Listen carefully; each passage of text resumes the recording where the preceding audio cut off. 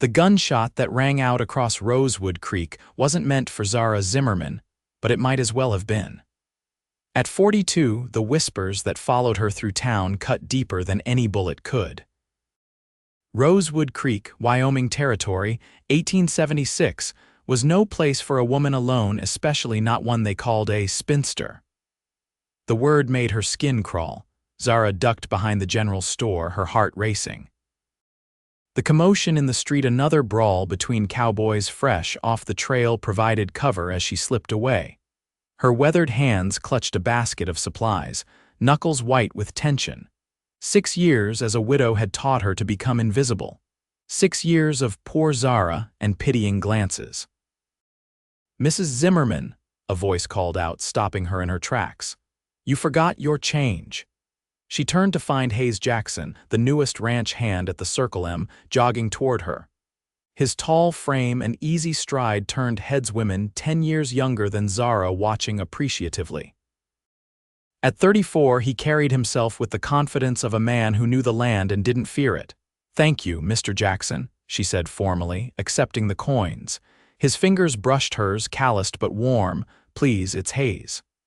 His smile crinkled the corners of his eyes. "Been in town almost 3 months now. Reckon we can drop the formalities. 3 months hardly makes you a local." Zara tucked the change into her pocket, avoiding his gaze. Something about those eyes, green as summer grass, made her feel seen in ways she'd grown uncomfortable with. "Local enough to know the church socials coming up Saturday." He shifted his weight, hat in hand. "Thought maybe you might want some company walking there." Zara stiffened. "Mr. Jackson, I'm sure there are plenty of young ladies who would appreciate your escort."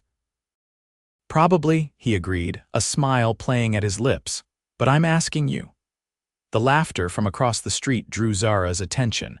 Martha Willows and her daughter Lily, barely 20, were watching with poorly disguised interest. "You're wasting your time," Zara said softly. "I'm too old for such things." Hayes stepped closer, his voice dropping to match hers. "You're forever young to me, Zara Zimmerman." The words hung between them, impossible and sweet. Zara felt heat rise to her cheeks, a reaction she thought had died with her husband. "Good day, Mr. Jackson." She turned and walked away, her pace quick, fighting the urge to look back. She could feel his gaze on her all the way down the dusty street. The small house at the edge of town had been a wedding gift from her late husband's parents. Now it stood as a monument to a life interrupted. Zara entered, setting her basket on the kitchen table, trying to shake off the encounter. She caught her reflection in the small mirror by the door. Lines framed her eyes now, and silver threaded through her once auburn hair. She wasn't the girl who had come to Wyoming Territory at 23, full of dreams. But Hayes's words echoed, "Forever young to me." "Foolishness," she muttered, turning away. That evening, as summer twilight lingered, a knock came at her door. Zara opened it to find Eliza Thornton, the postmaster's wife and closest thing Zara had to a friend in town. "I've come with news and pie," Eliza announced, bustling past Zara into the kitchen.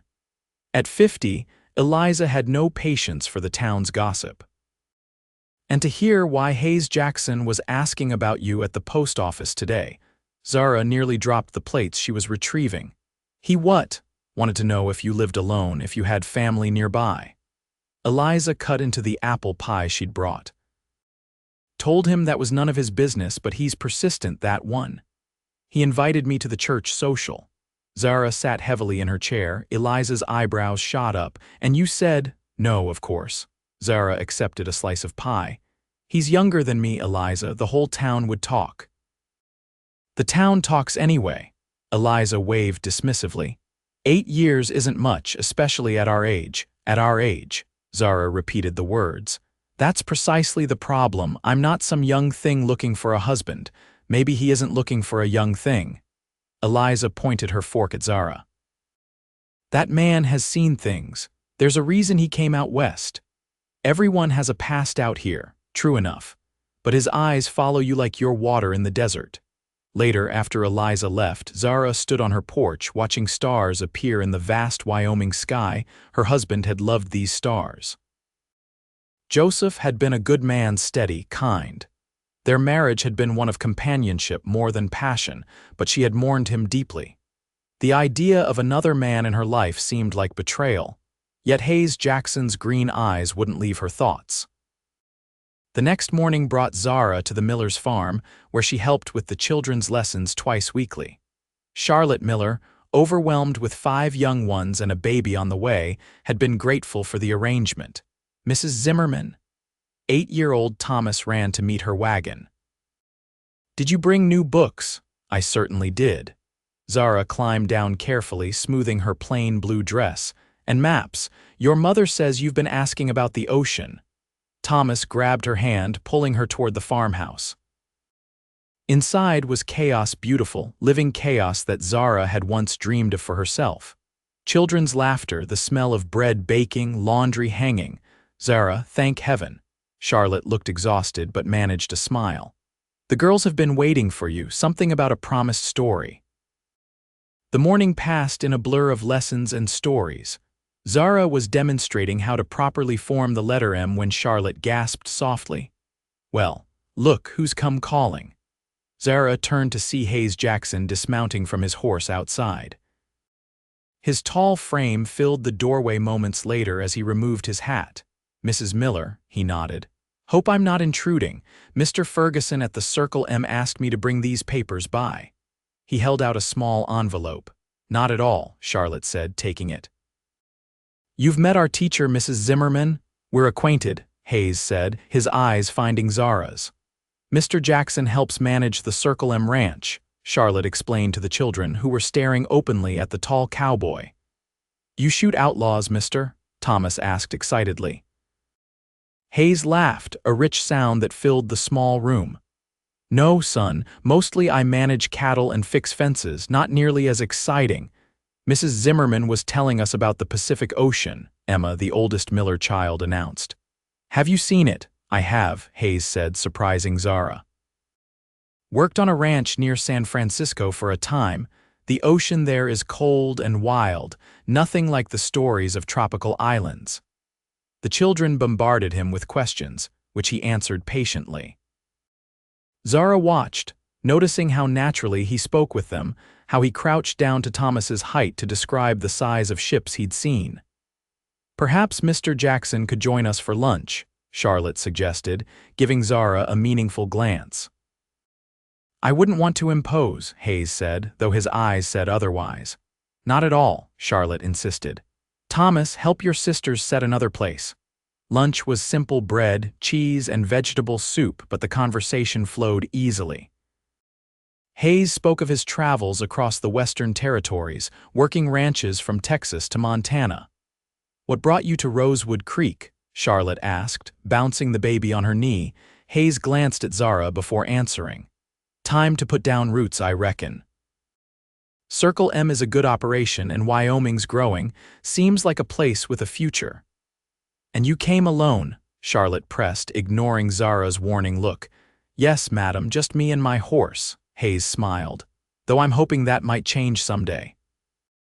After lunch, as Zara prepared to leave, Hayes appeared beside her wagon. "Let me help you with that." He took the books she was loading. "I've managed on my own for years, Mr. Jackson." "I don't doubt it." He placed the books carefully in the wagon. "Doesn't mean you have to keep doing everything alone," Zara sighed, turning to face him. "Why are you pursuing this? There are a dozen younger women in town who would be flattered by your attention." Hayes leaned against the wagon, studying her face. "When I was 22, I married a girl I'd known since childhood, Emily. She died in childbirth a year later along with our son." His voice remained steady, but pain flickered in his eyes. "I spent the next decade running from that pain. Taking jobs that kept me moving, never staying anywhere long enough to feel anything." Zara remained silent, hearing the weight of his story. "Then I came to Rosewood Creek and saw you at church that first Sunday. You were helping old Mrs. Jenkins up the steps, and there was such kindness in your face, but your eyes, they held the same loneliness I've been carrying." "I'm sorry about your wife," Zara said softly. "Truly, but that doesn't change who I am, what people will say." I don't give a damn what people say. The intensity in his voice startled her. I've spent too many years living for ghosts. I'm asking for a chance, Zara. Come to the social with me. The afternoon sun caught in his brown hair, highlighting strands of gold. Zara felt something shift inside her, a wall beginning to crumble. I'll think about it, she finally said. His smile was like sunrise. That's all I'm asking for. As Zara drove home, she couldn't stop her mind from racing. The church social was 2 days away. She hadn't attended in years, preferring to avoid the pitying glances and well-meaning but painful questions about when she might find someone new. The thought of entering on Hayes Jackson's arms sent equal parts thrill and terror through her. What would people say? What would they think? Did it matter? That night, she pulled out the trunk from under her bed. Inside lay dresses she hadn't worn in years. Her fingers trailed over a deep burgundy one she'd ordered from a catalog back when Joseph was alive. He'd always said it brought out the fire in her hair before the silver took over.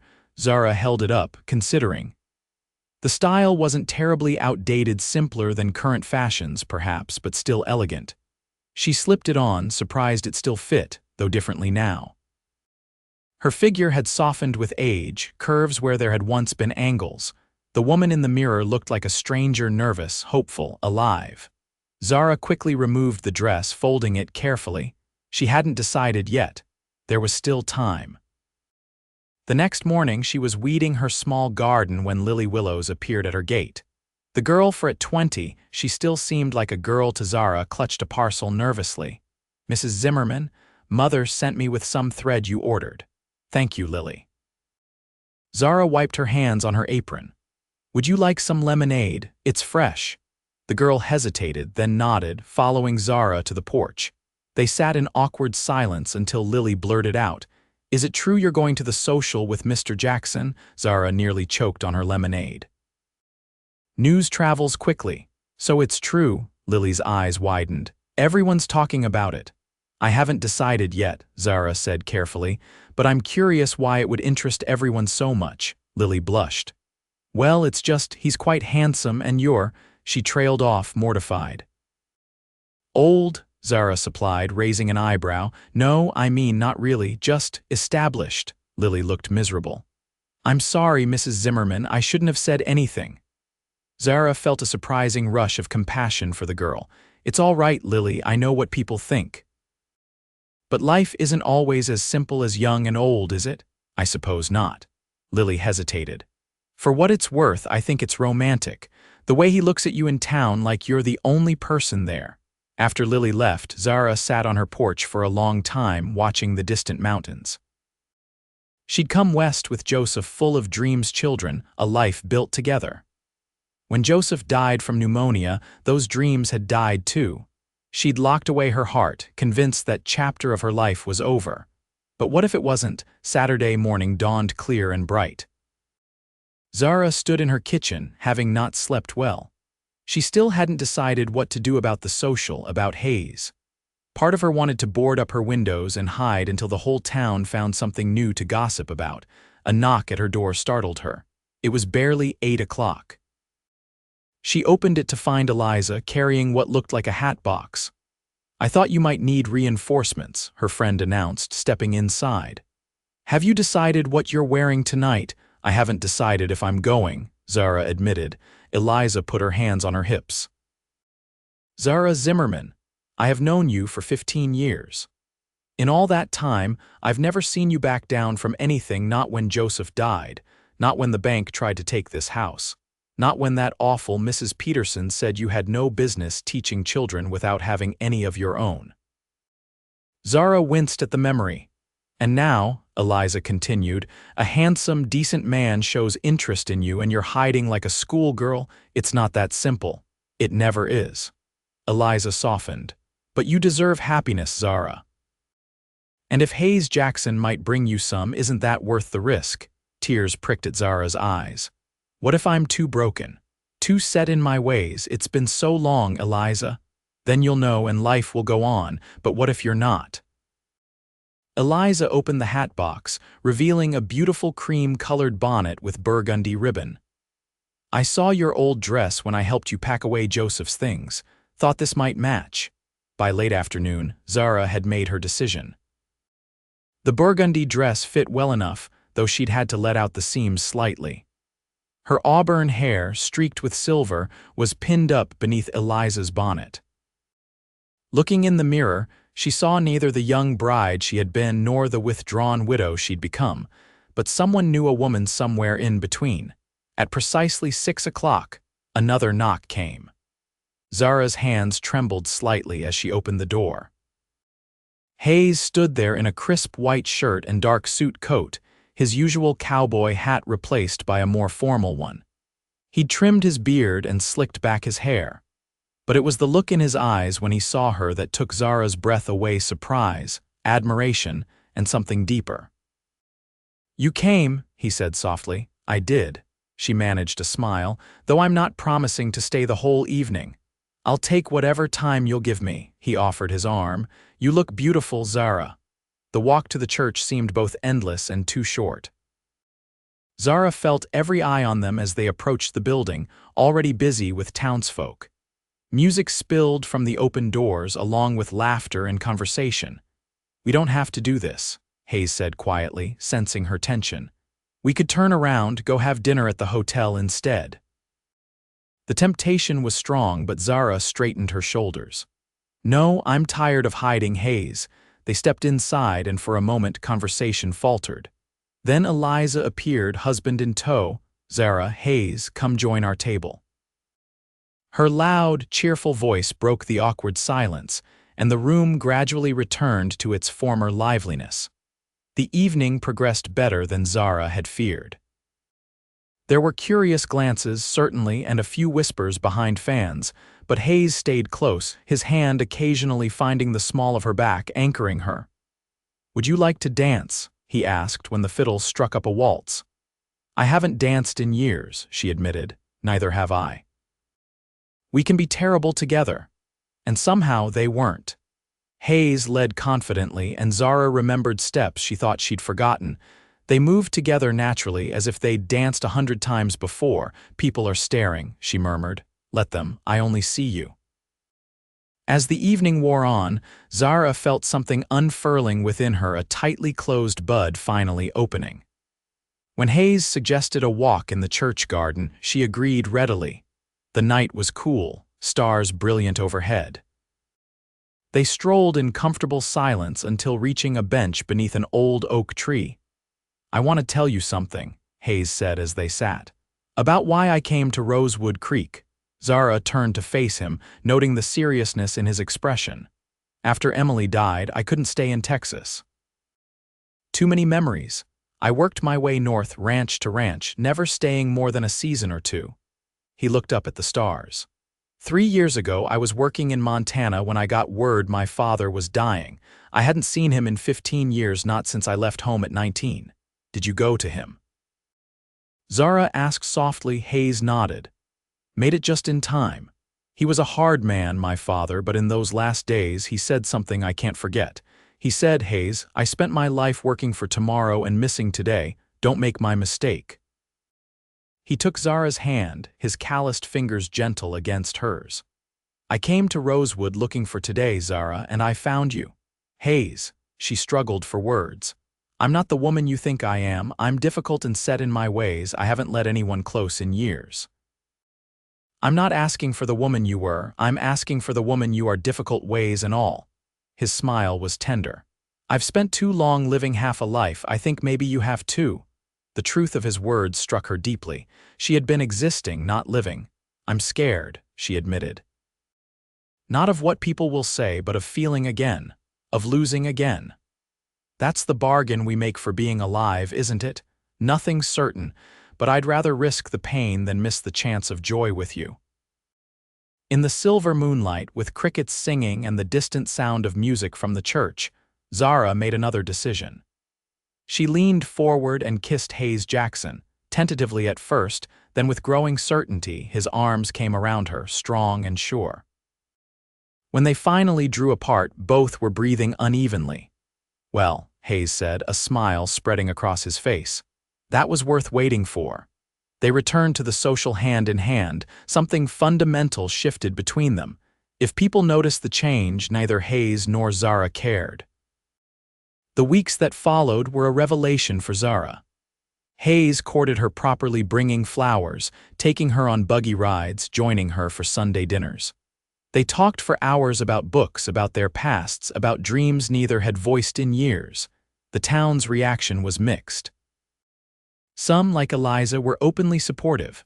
Others were skeptical or disapproving.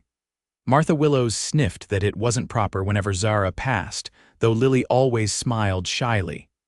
One evening in late summer, they sat on Zara's porch swing, watching fireflies rise from the grass. "I've been thinking," Hayes said, his arm around her shoulders. "A dangerous pastime," Zara teased, leaning into his warmth. "Mr. Ferguson is selling the east section of Circle M, 80 acres with that creek running through it." He spoke casually, but Zara felt him tense slightly. "Good land for a house, maybe some horses." Zara sat up straighter, her heart quickening. "Hayes Jackson, are you talking about buying land? I'm talking about building a future." He turned to face her. "With you, if you'll have me." The directness of his gaze left no doubt about what he was really asking. "People will talk," she said, though the words held no power now.